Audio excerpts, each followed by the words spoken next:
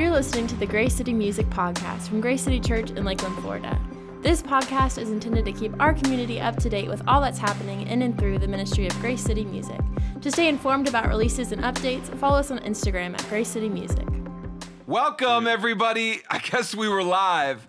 Welcome to episode 6, season 2 of the Gracecitymusic podcast. Thanks for listening. Thanks for caring. It's always our question. Does anyone care? But here we are going forward again, episode 6. I have some really intriguing, interesting guests on the show today. I'm excited for you to get to know. I do have a returning guest today. That's Bobby Walker. How are you, sir? Woo! Give it up for him. Yeah. Wow. I feel great to return. Oh, yeah? Hey, dude. So, Bobby, you were on the last episode, Tampa. What you don't know about this is Bobby is just quit teaching. Yeah. Quit teaching, taking the risk with Tampa church and all that sort of thing, and really leaning on your production, yes. music producing to meet the bills for you and your wife and your beautiful dog named Remi. How's the music production life going, bro? It's good. Honestly, summer break happened, and I took one day off, and I chilled by the pool. And then after that, every day after that, I've been working nonstop. Who's your favorite artist? 8 hours. I know you're not allowed to say that, but like, who in the last 48 hours has been like, oh man, I like working on this person and for this artist right now? Ooh, there's a cat named Stephen Green. He is the worship pastor of Hillsong, South Africa. And he's graciously taken me in to produce his music that he wants to put out soon. So honestly, he's in South Africa, so when we're working together, it's like middle of the night for him. Yeah. But he is he's so fun to work with. Like it's a good vibe. Always laughing, like we're always joking about stuff. Like we can't even really get anything done because we think this sounds funny, or what if we did this? Like that's so stupid. Like. But it's really fun to work with him. I'm honestly really stoked to be a part of what he's doing. That's great, man. So. Well, I can't wait to hear that. Shout out to Stephen Green. Love you, bro. And love what you're doing, and love your music, and love your church. All right. Next up, I have Connor O'Brien with us. Connor, how are you? Hey, man, I'm doing pretty good, I'll be honest. I feel nice. Yeah? I feel at ease. That's great. It's good to be here. Connor and I met working on the quarantine videos in this studio. Yeah. I think we were here shooting during quarantine. We were doing worship in here, and Lewis had you come by. I had 7 cameramen running around. Yes. And I was like, who's this really cool guy? And then I think we got lunch. And now you and I are making a movie together. Yeah, dude. Yeah, it's called The People Who Live There. And how's that going, man? Dude, it's awesome. We're fixing to wrap up production, start editing soon, and it's going to be coming out in the fall this year. Oh, cool. It's awesome, dude. And the business, the production house you have is called The Collection Media. Yep. And it's you and this kid named Campbell Rice. Yeah, man. Whose dad has this church called Trinity Presbyterian that Grace City started at the 6 p.m.s. Yeah, man. And he is I feel like you guys are a good combo. He's this crazy energy, too positive of a guy. Yeah. And you are this really introspective artist, but cautious. And you guys are kind of this yin and yang that make great art together. Yeah, man. He's like up in the clouds up here. Yeah. And I'm down underground. So we keep each other pretty equal. Yeah. It's a good match. It's awesome, man. Yeah. Well, go check them out, The Collection Media. You also look like this guy. Paige and I finally realized who you look like. You look like Jughead on Riverdale. Oh, okay. Yeah. Have you ever gotten that before? I've heard it, yeah. Have someone said that to you before? Absolutely. Okay, I'm glad I'm not the only one. You look like him. You kind of act like him. He's an introspective artist, except he does novels instead of film. Yeah. I think our movie's going to be really good, man. No, I really do think that you're right. I think it's going to be awesome. We're turning it into Sundance this year. Yeah. We'll see if they give a crap. I think they will. They already do. Lord, do what you can. Jordan Wilcox is on the podcast today. Jordan, how are you? So good. Good to see you, buddy. Jordan, I invited him, and he was like, you know what, man, finally. Yeah. You kind of gave me this big finally thing about being on this podcast. I just wanted to step into the big leagues. I've been playing at the Publix field with the Detroit Tigers or whatever they're called. And I said, get me down to the Bay. Let me get on the field. I know nothing about sports. I can't remember the name of the Tampa Bay Rays. You're talking about the Detroit Tigers. That practice here in Lakeland, but they're actually Shout out Spencer Turner. Yeah, but they actually play in Detroit. Yeah, I'm just trying to get promoted. That's what I'm trying. That's what I'm equating. Yeah. Jordan is this incredible artist, graphic design, visual artist, and he did our artwork for our Revival Town record. And it was, well, how we first met was you had just gotten this job at one of the head designers at Relevant Magazine in Orlando. And my cousin's husband, who lives in Seattle, was like, hey, one of our interns is coming down. Would you mind like just reaching out to him? And so we went out, we got some Lazy Moon pizza and we kicked it. Wow. And then you were dating this girl in St. Pete. So like Lakeland was like this awesome middle ground. So you'd come over and you'd hang out on my porch, and then we would have these great conversations. And then now we hang out like once a week, and it's a great vibe. And you live in Lakeland. And you married that girl from St. Pete. Yes, I did marry her. Thank you, Jesus. That was a tough 2.5-hour commute. Oh, yeah. Oh, yeah. Let me tell you, designers don't make that much money either, so 2.5 hours every weekend is tough on the pocket. Yeah. I like your sense of humor, man. I feel like we grew up together, even though we didn't. But you were from the same area, so we have this thing. Like I said, Jordan is responsible for the Revival Town kind of look, and he's also does just incredible work for all kinds of churches across America. It's called the Internet Studio, if you're interested in looking it up at all. And he's working on our new Midnight album, and it's going to be fire. Dude, thanks for being here. Thank you. We have an amazing table of creatives today to answer this question. I think the biggest question I get from worship leaders, songwriters, when they're maybe asking for advice or not advice, we're just talking, is where do you find inspiration? Where do you find your inspiration for your songs, as a worship leader, whatever? And so I really wanted to open up that question to some of the best creatives I know. And I think that they're at this table locally here in the city of Lakeland. And so art is a tricky thing. It can be extremely personal. It can be something that people can be quick to criticize. It can be something that comes from a place of pain, maybe. Maybe it can come from a place of frustration. Sometimes it can come from anxiety I think sometimes my creativity comes from anxiety of death. That I'm thinking so much about, oh man, I'm not here for forever, so I gotta produce movies and albums and things and merch and clothes and like, let's just go. And that's like my neurosis. And I think that's part of it. Where do I find inspiration? The Word of God. I find inspiration from other people. I've found some awesome inspiration I think I used to try to write songs all the time, just myself, and starting to really in the last few years stepping into the co-writing space and finding, okay, I write better songs with other people and not just by myself. It used to either be like I'd write by myself or with Bobby.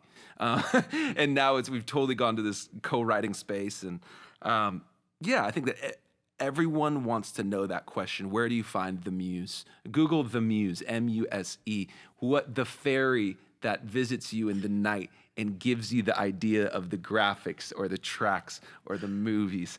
And Chase, I think it's a Greek idea of the muse and where do you find it. So I wanted to open up that conversation, and I'd love to hear. Let's hear from Connor first. I'm going, Connor, where do you find inspiration in your art? Thanks for asking me that, man. Yeah. Yeah, man. Honestly, like I'm into film, and I think that truly movies have truly impacted me to a really deep level. And then I think it was a few years ago, I was like, why do I love movies so much? What is it about these certain directors and writers that like I gotta go watch their stuff? And I think that they figured it out too. It's the storytelling. It's the stories of us. It's the people.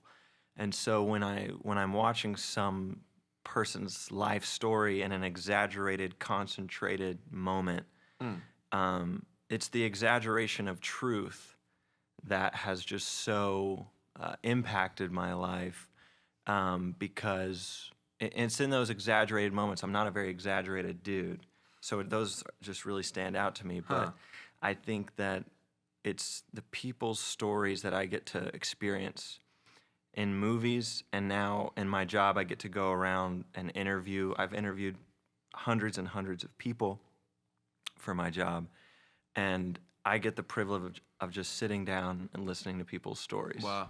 And it's incredible. I truly see it as a really privileged position for me to just be able to sit and listen. So cool.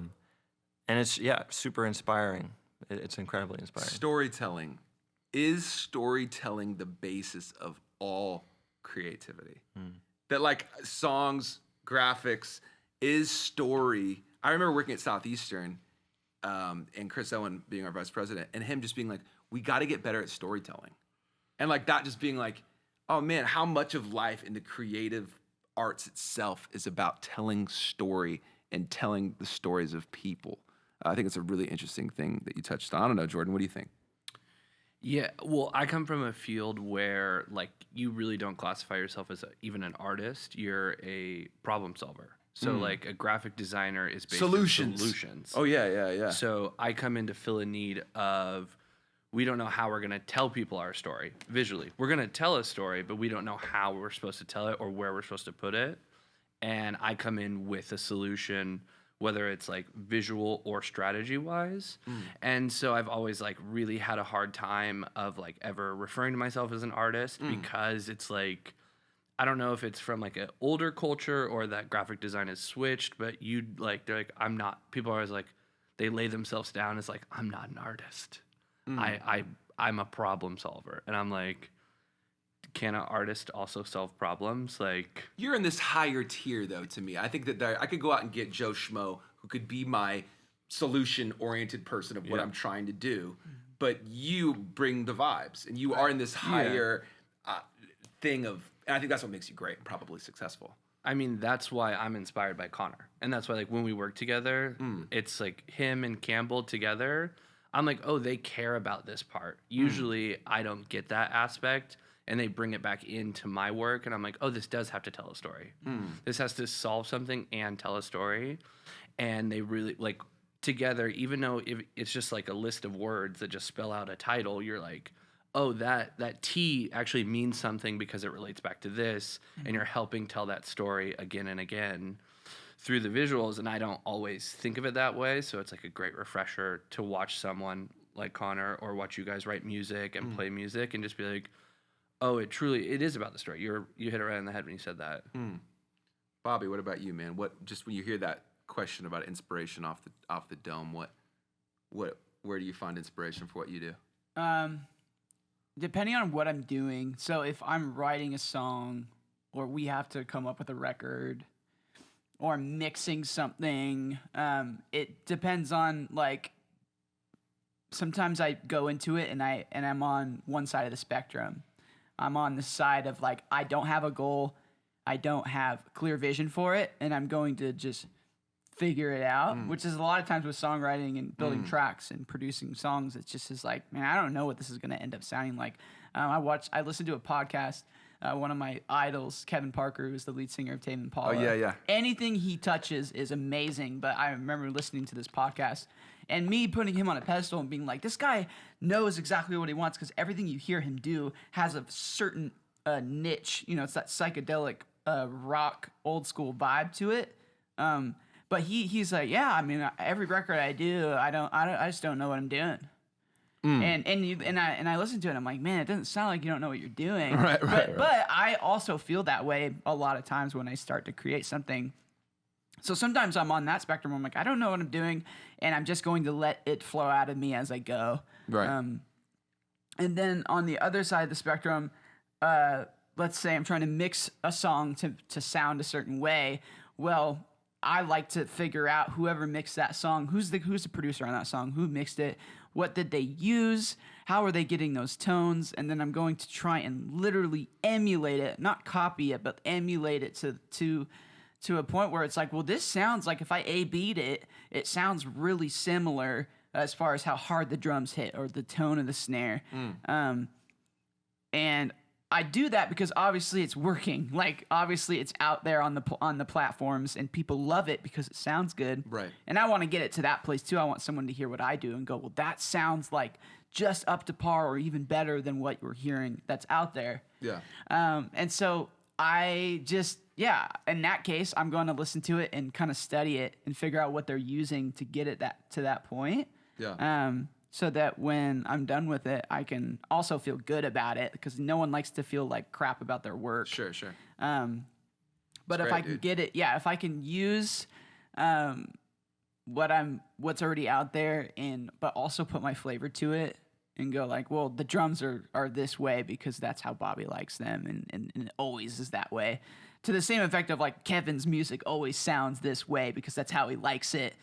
And I like it, so I'm going to try and emulate it too. So ultimately, emulation, you're talking about standing on the shoulders of people that you admire. Yeah. And that's what it's always been in music, even just like playing it live. Like some of the people that we've been able to be around and learn around, like a Tyler Carroll on bass. I just plays for the Jonas Brothers. Shout out to the Jonas Brothers. Plays for the Jonas Brothers now. He used to play on all of our worship albums. Crazy. Now he's in the stadium tour with the bros, Insane. the Joe Bros. But he's doing that because his musicianship. You know what I mean? So I'm like, I want that kind of musicianship that just brings me to the next level.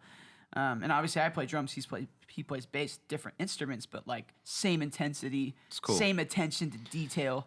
I think standing on the shoulders of people. I mean, you reference some of your favorite directors a lot. We've been working on this movie, and you've done a great job of that, of just turning me on to new movies and things like that of directors that you really admire. You think that's in all art, like we're all kind of emulating? Yeah, I have this question pop into my head a lot when I'm approaching a project, and there's inspiration and then there's influence, and I'm trying to figure out, like, I love being inspired because inspiration is you see something, you experience something, and it gives you that feeling inside of you to go out and now do your own thing based off that. And influence is like that, but maybe it's too, and you're not letting yourself create. Right. And so I feel like what's fun is that we can look around at all this stuff and just pick little pieces and make something really amazing that only we could do. Right. Because that's what all those people did. Right. Right. That guy, I don't know what I'm doing. Right. But he took all these pieces that he knows he likes and he makes something like amazing and it wins a ton of awards and I love listening to it. Right. Is Wes Anderson your ultimate favorite? Would you say he is the ultimate favorite, or is he top 5? Wes Anderson, Austin, Texas. We have a confusing relationship here. Oh, really? I adore the artistic style and the control that he has. He's such a controlled person. I know that when he writes scripts and the actors like change one word, he's gonna be like, "Man, you did such a good job, but I heard you say it instead of of." Oh, okay, and, sure. I love that. That's so cool. My favorite is Paul Thomas Anderson. He's made amazing movies. There Will Be Blood. My favorite movie of all time is Magnolia, 1999 movie. The reason I love that movie is because it's a bunch of people's stories. There's movies that have this similar model. You go to all these people's different stories, and then they all come together in the end. Right. A story of like a bunch of broken people who experience one redeeming event, and it brings them all together. And it's Tom Cruise in that one? Mm-hmm. Oh, yeah. He's a Tommy. wild dude. My man. You know Tommy. Come on. Tom Cruise, you mean? He's the best runner in Hollywood. Come on. What happens when the inspiration dries up? What happens when, oh, Bobby, you're such a gift, bro. Like, you're so talented. And then you're just sitting there and you're like, man, am I ever going to write a song again? Or like you're rocking and it's like, oh, it's so easy. And then it's like, I do not want to work today. What do you guys do when the inspiration dries up? I know for me, it's about breaking your medium at that point. It's like whatever you do, I could continue to look at a computer for the next 3 hours and make nothing. Or I can give myself a mental break and go thrifting or listen to music or go skateboard or do something out of my normal medium.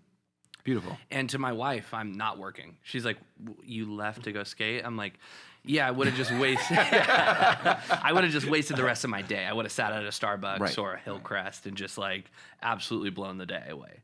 So I've learned to be like, okay, it's more beneficial to break my medium and like experience that inspiration from someone else, from someone that's not doing what I do, because I have that personality type where it's like I'm all in all day. And so like whatever I consume, I feel like has to inspire me to create something. Yeah. So breaking whatever I'm doing to go do something else is like it's kind of like breaking that chain, and then you're like, okay, cool, I can come back to this in 2 hours and feel completely refreshed. It's great. I think getting to the point of in a project where you've poured out all of your juice and you don't feel like it's finished. Like, how many songs have you started and been like, this bridge still isn't good, or like, and you're just like, I can't figure it out. I feel like sometimes you just need to end it. Like, you just need to like call it good. You're like, all right, this is just one song. Like, this is just one, graphic or whatever. Yeah. It may not be exactly like my best work, but at the same time, I just need to finish it. Right, no doubt. And call it done so that I can move on to the next thing, because sometimes you get stuck. That's a great point, yeah. Like, you get so stuck on one idea and it's not panning out. Yeah. But you may not think it's that great because you've been working on it for like the last month, Right. and you're sick of it. You're just done with it. So I think knowing that threshold of like, is it really realistic to keep working on this, or is it just need to be done? That's one of the most fascinating things to me of going, yeah, I might not think this is the best thing, but then it's because I've had my ears on it or my eyes on it for a month. And it's like I've written some songs and I go, I think this is the best song I've ever written. Right. And I show it to Paige, my wife, who's like the ultimate, because she's not musical. She's just the perfect person to sound songs off on. She's like, no, that's not even close to your best. Dang. And I'm like, okay. And then there's some songs I'm like, this song is kind of trash. They like, this person took it in a weird direction, whatever. Maybe a co-writer I was with, and Paige is like, this is the coolest thing you guys have ever written. So I think that's a very interesting, sometimes it's not about you, it's just about bringing something to the space or to the stage and seeing how it's perceived. I don't know. Interesting. Yeah. Very interesting. Yeah, and I'm similar to Jordan. I think I just need to like get out of my own head. Yeah. Yeah. It's similar to what you guys are saying. It's like I can get so in my own bubble because I'm naturally like this, and that if I just went away, and sometimes I'll have to leave something for like a week and come back to it and be like, cool, all right, I see the issues here. I see how I can start to put that together. I like to read books because it's something that's no distractions can happen. It's tangible because Jordan and I both work with like just screens a lot, So something tangible, physical can't really distract me. I don't finish books. I don't know the last time I finished a book, I'll be honest, but it's just the 10, 15 pages that really does it for me. That's and cool. Then I'm ready to go That's back. cool. Yeah. That's cool. That's so sick. I love that, man. I hate books. I have a question. Question away. For you guys, because I feel this sometimes, are you guys ever fearful to start a new project? I'm never scared. You never. Like, do you get like real? I get anxious sometimes to start something new because I want to just skip to the part where I'm in the middle of it and it's crushing. See, I get really anxious. I've gotten the project, and then we have a first round of edits. So I essentially pour myself out onto a page or a screen, and then I give it to that person to judge me. Yeah. In exchange for that, I receive money. And that first round, the second I send off that email, I leave the house, I leave wherever I'm at because I'm so scared. Like, Yeah. Especially in your field of work, I get that. Yeah. Yeah. I get that. Because like when you send the first rough draft to someone, you're Right. like, "Hey, this is still rough, but what do you think?" And you're like, and then they give you notes on it. I kind of have to do that with every single project. It's crazy. Like, there's something that intimidates me about a blank Ableton session, and I just look at it and I'm like, "There's nothing there." Yeah. Like, I have to make it. Yeah. Yeah, that's probably my favorite part is the beginning of my process, because I get to be in my own space with a whiteboard, and it's cool to have like a partner to work with, because he and I will literally just bounce ideas back and forth off each other. And it's awesome to have the freedom. We've worked together for like 8 years now. It's awesome to have the freedom to be, hey, that's a terrible idea what you just said. That sucked. And then we're like, okay, cool. So let's not go in that direction. Right. Or sometimes, like, we're in a project right now where it's like he wants one thing to happen and I want the complete opposite. I'm like, that's a terrible idea. But we're like, nah, we're doing both, and we're gonna see what works in editing. Cool. Yeah, so I love the beginning. I love formulating the ideas. Right. The middle part's probably like the scariest part scarier for part. me. Yeah. Okay. But isn't it interesting how your anxieties, like I was talking about earlier, can drive you to where you got to go? It's like Right. that same anxiety is going to get you to lay down the pad Right. and the piano For sure. and the bass and the boring stuff, or maybe the kick and the snare, the boring Right. stuff that then gets you to the vibes. Right. Or maybe you love you at the beginning, but the middle makes you anxious. But that anxiety is Right. going to pull you to to finish it to the end. Very interesting, creative humans are. Crazy. Well, that was season 2, episode 6 of the Grace City Music Podcast. Thanks for caring. Thanks for listening. Thank you to this table for being here in the middle of your work week on a Wednesday afternoon. Rocka Eterna, I definitely said that wrong, but Rock of Ages is coming out with Johnny Pena, and our first single from the Midnight album. Be on the lookout. We love you. Thanks for listening. Talk soon. Thank you for listening to the Grace City Music Podcast from Grace City Church in Lakeland, Florida. To stay informed about releases and updates, follow us on Instagram at Grace City Music.